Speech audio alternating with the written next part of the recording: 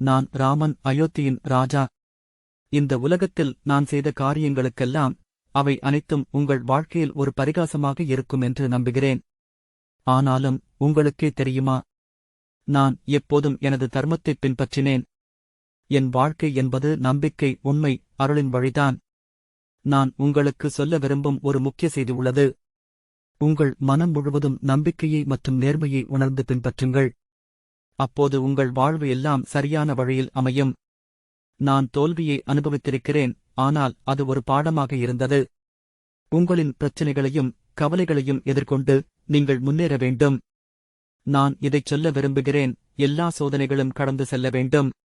ஆனால் இப்போது உங்களுக்கு கிடைக்கும் உடனடி உதவிக்கு நான் இருக்கிறேன்.